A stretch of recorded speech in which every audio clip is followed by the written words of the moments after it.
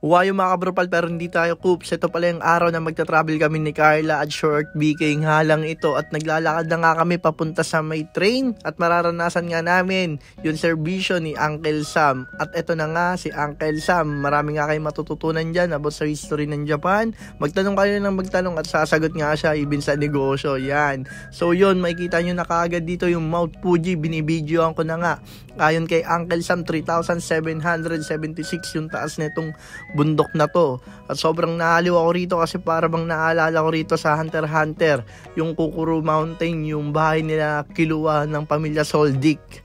O yun, alam nyo na yun sa mga nanonood ng Hunter x Hunter dyan, para sa mga batang 90s, alam nyo na yan. At ito na nga yung bungad ng Oshinohakay ang aming pinuntahan.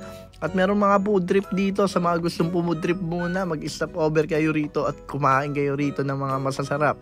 At hindi nga lang yun, maganda nga rin yung view rito at yung mga old school na bahay, makikita natin dyan maya maya, kaya pagandaan nyo na. At ito, nag-video nga muna ako at ito pala yung isa sa mga historical ng lugar na ilog.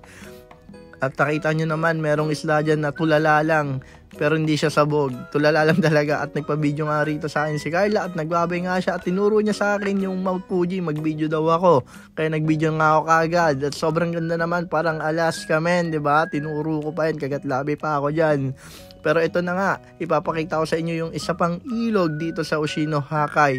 At maya maya nga, papasok nga tayo sa loob ng Oshinohakay. Ito nga yung mga store nila rito. At nagpa-video nga ako rito kay Carla. At nakasampung ulit nga ako rito na video, diba? At si Uncle Sam pala, willing rin kayong picturean yan.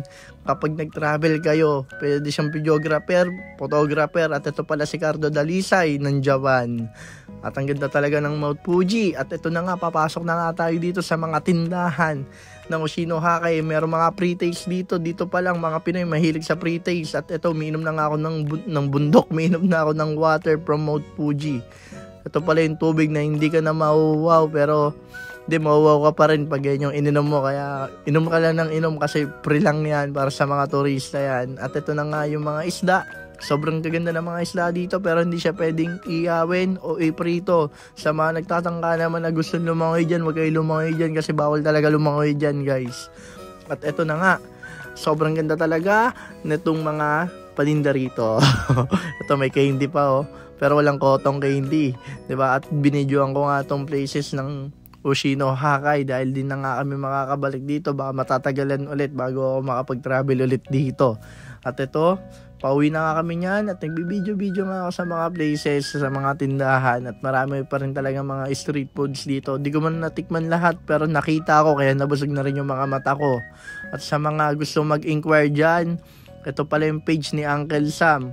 Yan, mag-inquire na kayo, mag-check out na kayo. At ito pala yung page na merong 11,000 followers. At sa akin naman, mag-follow naman kayo, mag-share naman kayo ng vlog ko. Maraming salamat, bye-bye.